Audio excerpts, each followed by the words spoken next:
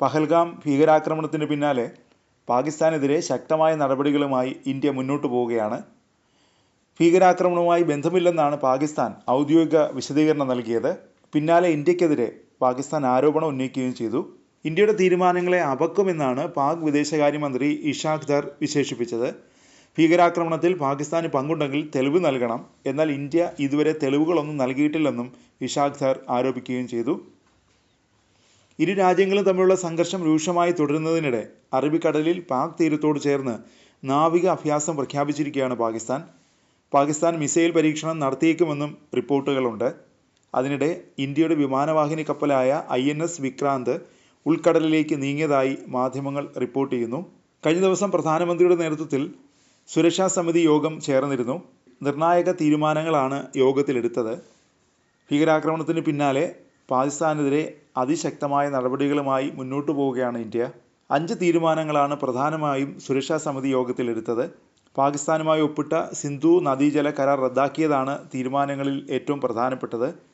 പാകിസ്ഥാനെ ഏറെ ബാധിക്കുന്ന നടപടിയാണിത്. കിഴക്കൻ പാകിസ്ഥാനിൽ കൃഷിക്കും കുടിവെള്ളത്തിനും വൈദ്യുതി ഉൽപ്പാദനത്തിനുമൊക്കെ സിന്ധു നദീജല കരാർ പ്രധാനമാണ്. ഈ കരാറിൽ നിന്ന് ഇന്ത്യ പിന്മാറിയാൽ മേഖലയിൽ കുടിവെള്ളം മുട്ടുകയും കൃഷിയെ ഉൾപ്പെടെ അത് ബാധിക്കുകയും ചെയ്യും. പാകിസ്ഥാനെ വലിയ പ്രതിസന്ധിയിലാക്കുന്ന തീരുമാനമാണിത്. ഇന്ത്യയും പാകിസ്ഥാനും തമ്മിലുള്ള ജലവിതരണ ഉടമ്പടിയാണ് സിന്ധു നദീജല കരാർ. 1960 സെപ്റ്റംബർ 19 ഈ കരാറിൽ ഒപ്പുവെച്ചത്.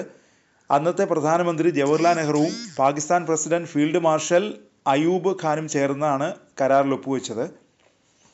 സിന്ധു നദിയിലെയും അതിൻ്റെ പോഷക നദികളിലെയും വെള്ളം ഉപയോഗിക്കുന്നതിനുള്ള കരാറാണിത്. കരാർ ലോകബാങ്കിൻ്റെ മധ്യസ്ഥതയിലാണ് ഒപ്പുവെച്ചത്. കരാർ അനുസരിച്ച് പടിഞ്ഞാറുള്ള സിന്ധു, ഝലം, ചിനാബ് നദികൾ പാകിസ്ഥാനും കിഴക്കുള്ള ബിയാജ്, റവി, സച്ലെസ് നദികൾ ഇന്ത്യക്കുമാണ്. ആർക്കും നൽകിയിട്ടില്ലാത്ത ചെറുനദികൾ വ്യവസ്ഥകൾക്ക് വിധേയമായി ഇന്ത്യക്കും പാകിസ്ഥാനും ഉപയോഗിക്കാം. കരാർ റദ്ദാക്കുന്നതോടെ പാകിസ്ഥാൻ്റെ ജലലഭ്യത കുറയും. വലിയ പ്രതിസന്ധിയാണ് രാജ്യം നേരിടാൻ പോകുന്നത്. കരാർ പ്രകാരം 70% വെള്ളവും ഉപയോഗിക്കുന്നത് പാകിസ്ഥാനാണ്. 1965 യുദ്ധകാലത്ത് പോലും ഈ കരാർ പ്രകാരമുള്ള ജലവിതരണം തടസ്സപ്പെട്ടിട്ടില്ല. കരാർ വ്യവസ്ഥകൾ പുനഃസ്ഥാപിക്കണമെന്ന നിലപാടിലായിരുന്നു ഇന്ത്യ. ഇക്കാര്യം രേഖാമൂലം ഇന്ത്യ പാകിസ്ഥാനോട് ആവശ്യപ്പെടുകയും ചെയ്തിരുന്നു. ഈ കരാറാണ് ഇപ്പോൾ ഇന്ത്യ റദ്ദാക്കിയിരിക്കുന്നത്. അട്ടാരിയിലെ ഇന്ത്യ പാകിസ്ഥാൻ അതിർത്തി പൂർണ്ണമായും അടച്ചിട്ടുണ്ട്. നിലവിൽ ഇന്ത്യയിലുള്ള എല്ലാ പാക് പൗരന്മാരുടെയും വിസ റദ്ദാക്കി. എല്ലാ പാക് പൗരന്മാരും 48 മണിക്കൂറിനുള്ളിൽ ഇന്ത്യ വിടണം. ഇനി പാക് പൗരന്മാർക്ക് വിസ നൽകില്ല.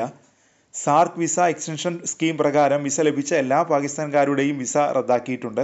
ന്യൂഡൽഹിയിലെ പാകിസ്ഥാൻ ഹൈക്കമ്മീഷനിലെ ഡിഫൻസ് അറ്റാഷമാരെ പുറത്താക്കി. ഇവർ 2 ആഴ്ചയ്ക്കകം ഇന്ത്യ വിടണം.